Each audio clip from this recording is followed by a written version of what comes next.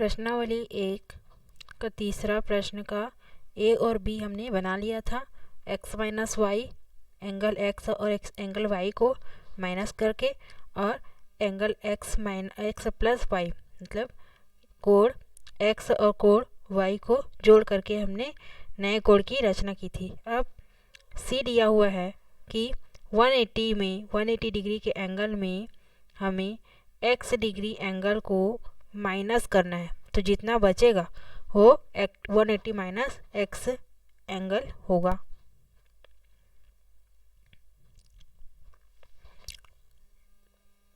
तीसरा प्रश्न का सी, तीसरा का सी कितना है 180 माइनस x डिग्री।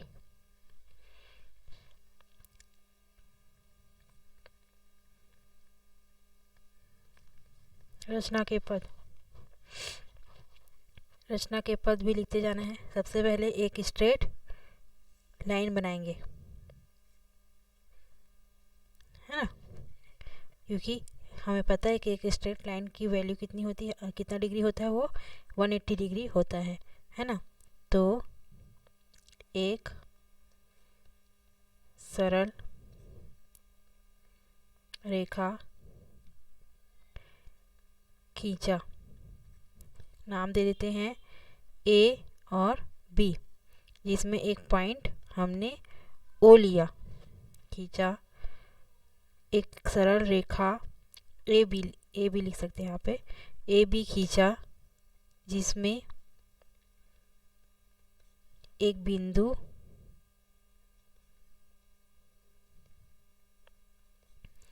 ओ है, इस रेखा पर एक बिंदु ओ है, ठीक।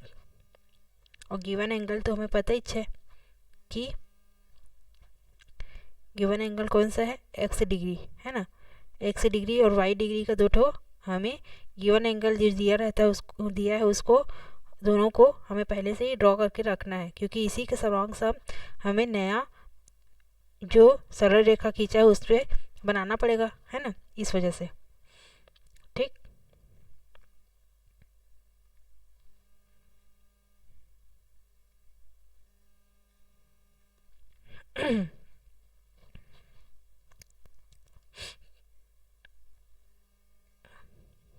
सी और बी, ओ बी और ओ बी, फिर से इसी ओ को ओ बी भुजा को ही ओ भुजा पे रखते हुए हमें कौन सा कोण, एक्स कोण की रचना इस सरल रेखा पे करनी है, ठीक है।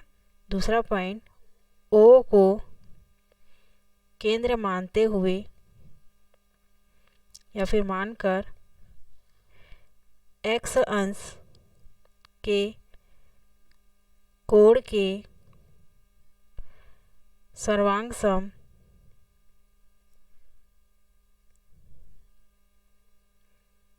कोण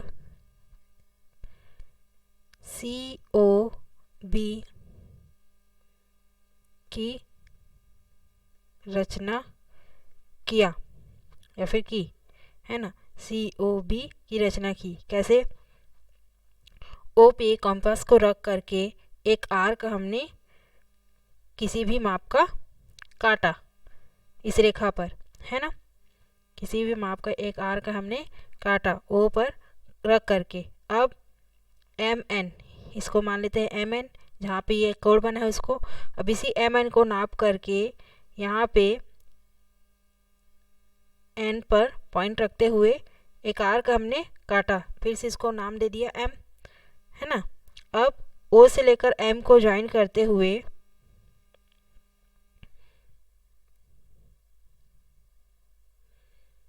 O से लेकर M को ज्वाइन करते हुए हमने कोण बनाया, जो कि x अंश के सर्वांग सम कोण है, और ये टोटल कितना था 180 डिग्री था।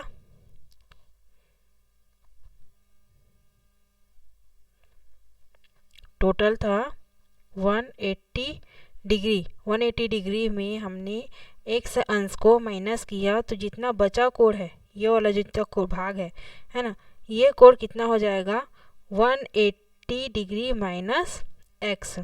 180 में हमने x भाग को घटा दिया, मतलब यहाँ से लेकर यहाँ तक का भाग हमने हटा दिया, तो जितना भाग बचा है ना, जितना भाग बचा वही 180 माइनस एक्स होगा।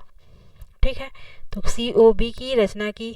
थर्ड, जब रचना कर ली तो COA, अतः कोण COA बराबर 180 माइनस एक्स डिग्री अभीष्ट कोण है। COA कितना है, 180 में x को माइनस कर दिए तो 180 माइनस एक्स डिग्री है ना। तो अतः COA हमारा अभीष्ट कोण है। ठीक है, नेक्स्ट देखते हैं इसके बाद तीसरा का ही। D क्या दिया हुआ है, 2y, मतलब 2 बार y, y एंगल जो दिया हुआ है उसको 2 बार उसी में बनाना है। ठीक है, एक बार y बनाना है, फिर उसी के साथ जोड़ के एक और y बनाना है, तो y प्लस y बनाना है हमें, जो मिल जाएगा तो हो गया क्या, 2y होगा। तो 2 बार y एंगल उसी एक ही एंगल में ज्वाइन करके हमें बनाना है। ठीक है, तीसरा का D, रचना के चरण भी लिखते जाना है, चरण या फिर पद, है ना, स्टेप ऑफ कंस्ट्रक्शन। पहला पॉइंट है कि हमने पहले तो y अंश के कोण का पहले ड्रॉ कर लेना है सबसे पहले, तो है ना, y जो बुक में दिया है उस प्रकार से, क्योंकि इसका एग्जैक्ट नाप तो हमें पता नहीं है, तो एक बार पहले ड्रॉ कर लेना है। सभी प्रश्न में ABCD में x और y को एक बार ड्रॉ कर लेना है, फिर उसके बाद दिए गए निर्देशानुसार प्रश्न को बनाना है। 2y बनाना है इस बार, है ना, 2 बार y बनाना है। तो नया जो हमारा चित्र बनेगा उसके लिए सबसे पहले ड्रॉ अ, या फिर लाइन बोल सकते हैं या तो किरण बोल सकते हैं, है ना। तो एक किरण OA खींचा, एक किरण OA खींचा, खींच लेते हैं, OAB ले लेते हैं इसको ना। तो एक किरण OA खींचा।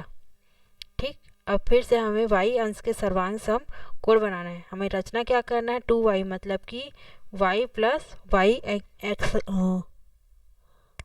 प्लस y डिग्री का कोण हमें बनाना है। 2y is equal to y plus y, 2 बार y, है ना। O को केंद्र मानकर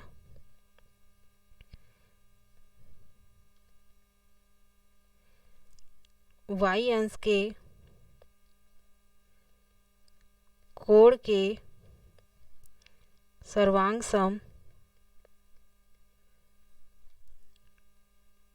कोण BOA, कोण BOA या फिर AOB भी बोल सकते हैं, बराबर y डिग्री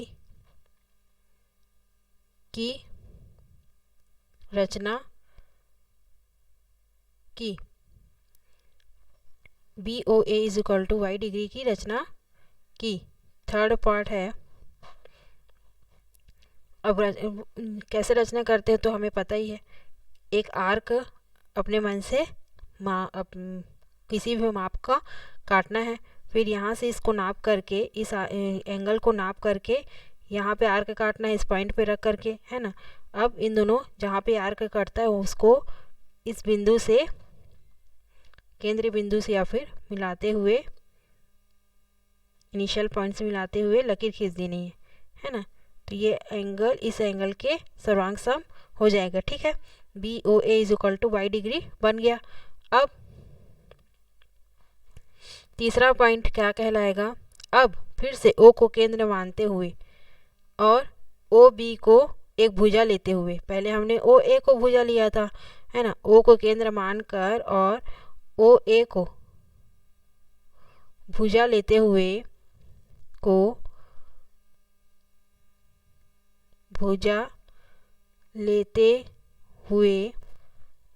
y अंश के कोण के सर्वांग सम कोण BOA की रचना की।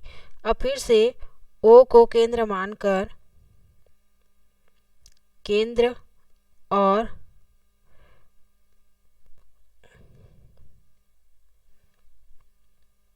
ओ बी को, अब ओ बी को भुजा लेंगे है ना, तभी तो इसके आगे हमने फिर से वाई अंश का कोण की रचना करना है। ओ बी को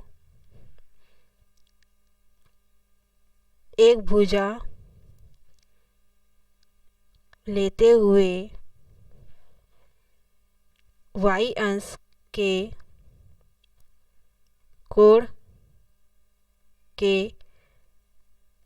सर्वांग सम कोण बी ओ सी लिख सकते हैं इस बार के लिए, है ना। कोण B O C is equal to y degree की रचना की, है ना। अब इस बार ओ को केंद्र लेकर के ओ बी पर एक आर्क अपने मन से काटना है ना। ओ बी पर एक आर्क ऐसे करके काटना है, जैसे ओ ए पर काटे थे ऊपर की तरफ, उसी प्रकार से इस बार ओ बी पर काटना है। ठीक, काट लिए।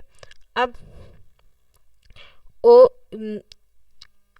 वाई अंश के एंगल को नापते हुए इसी पॉइंट बी ओ बी पर एक पॉइंट लेते हुए, है ना, मतलब ओ प्रकार को रख करके, प्रकार के नोक कर को ओ बी पर रखते हुए एक आर्क काटेंगे, और जहाँ पे ये आर्क मिला उसको ओ से मिलाते हुए एंगल खींचेंगे। अब ये एंगल फिर से वाई अंश के सर्वांग सम बनेगा। ठीक, चौथा पॉइंट मिलेगा वाई और वाई, दो वाई हो गया है ना, तो डी 2y लेके आना है हमें, तो y प्लस वाई ये हो गया सी ओ बी। अतः कोण सी ओ ए पूरा y प्लस वाई का एंगल बनाएगा 2y का, है ना। अतः कोण सी ओ ए इज इक्वल टू 2y अभिष्ट कोण है। अतः कोण सी ओ ए इज इक्वल टू 2y अभिष्ट कोण होगा। ठीक, नेक्स्ट देखते हैं इसके बाद।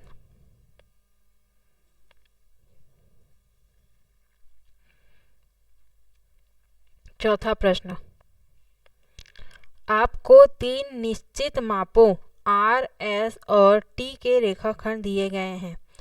निश्चित नाप है, लेकिन इसके नाप कितने हैं हमें नहीं पता, लेकिन देखने से अगर पता देखें हम तो आर हमारा सबसे छोटा रेखाखंड है, फिर उससे बड़ा एस है, फिर सबसे बड़ा रेखाखंड देखने से ही पता चल रहा है कि टी होगा। मान लीजिए आर अगर 2 सेंटीमीटर का है, आर अगर 2 सेंटीमीटर का है तो एस 3 सेंटीमीटर का होगा, और टी को मान लेते हैं कि ये 5 सेंटीमीटर का या फिर 6 सेंटीमीटर का रेखाखंड है। ठीक है, ये 2, ये 3 और ये 6 मान लेते हैं। तो क्या इन तीन, पहला प्रश्न है कि तीनों रेखाखंड दिए गए हैं, तो इस पे आधारित 2 प्रश्न दिए हुए। पहला जिसमें क्या है कि क्या इन रेखाखंडों से त्रिभुज की रचना संभव है, यदि हाँ तो त्रिभुज बनाए। अच्छा, हमने क्लास 9th में पढ़ा है ज्यामितीय रचना में ही कि 3 रेखाखंड से त्रिभुज की रचना हो सकती है, लेकिन उसके लिए भी कंडीशन है, डिपेंड करता है कि 2 कंडीशन है ना। अगर रचना होगी तो क्यों होगी, और रचना नहीं होगी तो फिर क्यों होगी, है ना। देखते हैं इसके लिए। चौथा प्रश्न दिया हुआ है, कितने रेखाखंड है, 3 रेखाखंड। पहला रेखाखंड है आर और एस छोटा सा, है ना, फिर sorry R S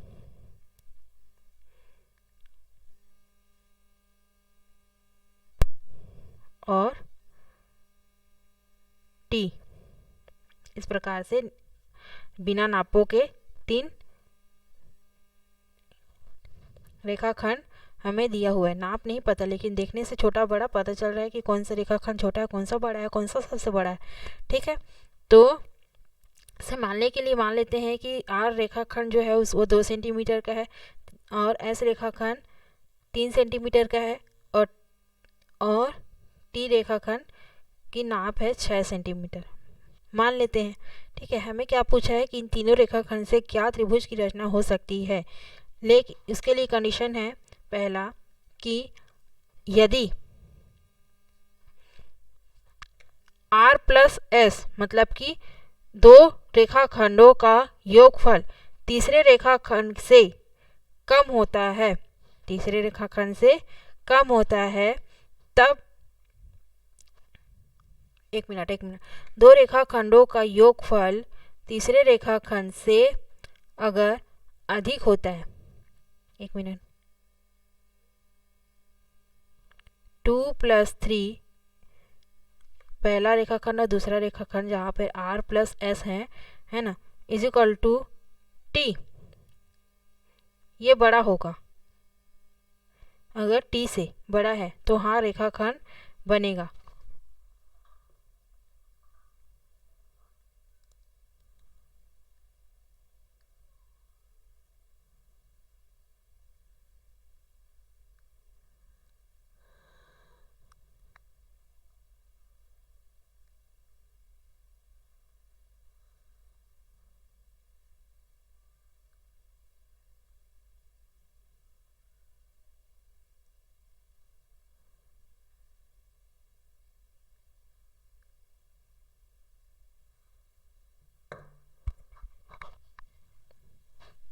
two plus three means 5 हो जाएगा और ये ग्रेटर देन है तीसरे वाले रेखाखंड टी से, अतः हाँ रेखाखंड बनेगा। लेकिन अगर ये 3 नहीं हो करके 3 रहता, सॉरी 2 नहीं हो के 3 रहता, तो 3+3 मीन्स 6 हो जाता है ना, ये दोनों ही 3 रहते और 3+3 मिलके 6 हो जाता, तो 6 बड़ा हो जाता किससे, 4 से, तो यहाँ पर रेखाखंड की रचना नहीं होती है ना। कि दो रेखाखंडों का योगफल अगर अधिक है तीसरे रेखाखंड के नाप से तो रेखाखंड की रचना त्रिभुज की रचना हो सकती है। लेकिन दो रेखाखंडों का योगफल है ना, दो रेखाखंडों का योगफल तीसरे रेखाखंड से अधिक नहीं है, कम है, तब त्रिभुज की रचना नहीं होगी, है ना। या फिर दो छोटे रेखाखंडों का योगफल तीसरे रेखाखंड से कम है तो त्रिभुज की रचना नहीं होगी। ठीक है, ये दोनों कंडीशन हमने पढ़ा है 9th क्लास में।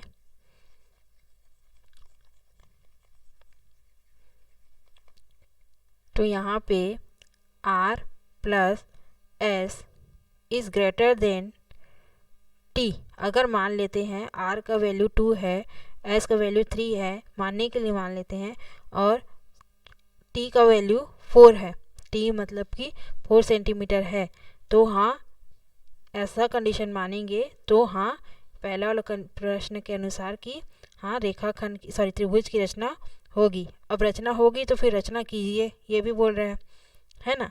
यदि हाँ तो त्रिभुज बनाए, चलो बनाते हैं।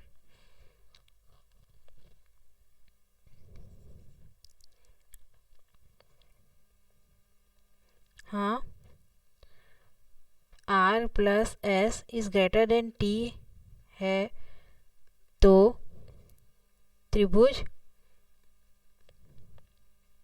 की रचना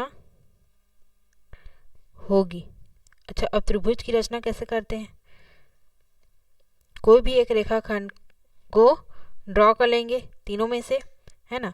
आर को भी ड्रॉ कर सकते हैं, एस को भी और टी को भी ड्रॉ कर करके दोनों पॉइंट से उसके इस दोनों बाकी दो रेखाखंड है उस नाप का चाप काटेंगे, जैसे कि टी को हमने ड्रॉ कर लिया, ठीक, ये टी है ना। अब एस और आर के दोनों को नाप करके, दोनों रेखाखंड को नाप करके इसके दोनों पॉइंट से एक बार आर के लिए आर्क काट लिए और एक बार इस पॉइंट से एस के लिए आर्क काट के दोनों को ज्वाइन कर देंगे, तो त्रिभुज की रचना हो जाएगी तीनों रेखाखंडों की नाप का। ठीक, अगर r plus S is greater than t है तो त्रिभुज की रचना होगी। ठीक, अब रचना होगी तो करते हैं रचना। रचना के लिए रचना के चरण भी लिख लेते हैं यहाँ पे।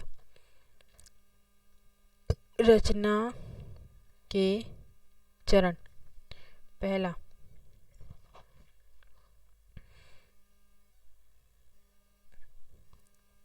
एक रेखाखंड खींचा, जहां एक रेखाखंड खींचा जिसको हमने टी मान लिया, है ना, टी रेखाखंड है करके, है ना। अब इसका नेमिंग भी कर लेते हैं दोनों बिंदुओं का, ए और बी खींचा, जहां A B is equal to T है। ठीक, दूसरा, अब रेखाखंड आर को नाप कर स्केल से रेखाखंड आर को ड्रॉ कर लेंगे पहले तो कॉपी में। अब आर को नाप करके उतना ही आर्क बिंदु ए से, इस रेखाखंड पे बिंदु ए से एक चाप काटेंगे। ठीक है, नाप कर बिंदु ए को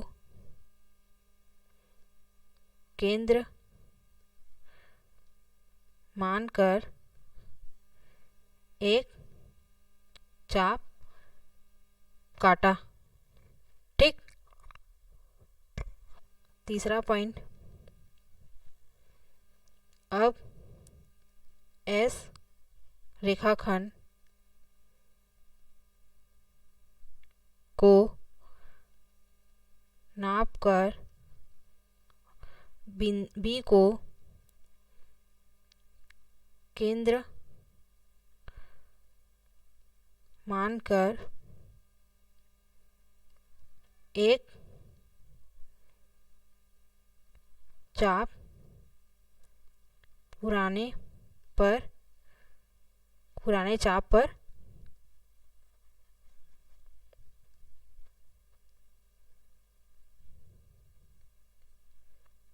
काटा, जो ए को केंद्र मानकर हमने एक चाप काटा आर के माप का। आर को पहले स्केल से प्रकार से नाप लिए और ए से हमने आर के नाप का एक आर्क काटा, है ना, ए से ऊपर की तरफ। ठीक, उसी प्रकार से अब एस को नाप करके बी को केंद्र मान करके इसी पुराने चाप पर हमने एक और का आर्क काटा, है ना। अब ये दोनों आर्क जिस पॉइंट पर मिलता है उसको मान लेते हैं सी, है ना, जो सी पर मिला। ठीक, चौथा पॉइंट बन जाएगा कि ए से सी को मिलाया और बी से सी को मिलाया, है ना। ए सी व बी सी को मिलाया। पांचवा, अभीष्ट त्रिभुज ए बी सी की रचना हुई। ठीक, अभीष्ट त्रिभुज ए बी सी की रचना हो गई, जहाँ पे ए बी है टी, ए बी की लंबाई दूरी फिर लंबाई बोल सकते हैं टी है, ए सी है आर और सी बी है एस। ठीक, इस प्रकार से अभीष्ट त्रिभुज जिसमें तीनों भुजाओं की माप आर एस टी है, इसकी रचना हुई। अब इसी में सेकंड क्वेश्चन दिया हुआ है कि क्या एस टी व आर प्लस टी से त्रिभुज बन पाएगा। बस पूछा है कि एस टी मतलब एस भुजा एस रेखाखंड और टी रेखाखंड अलग से हैं, और आर प्लस टी, आर और टी को जब ज्वाइन कर देंगे तो ये तीसरी भुजा कौन सी हो जाएगी, आर प्लस टी, और दो भुजा है एस और टी, से त्रिभुज बन पाएगा कि नहीं। अगर हाँ तो बनाना है, ये नहीं बोल रहा है वैसे तो, लेकिन बस बन पाएगा कि नहीं ये पूछा है। ठीक है,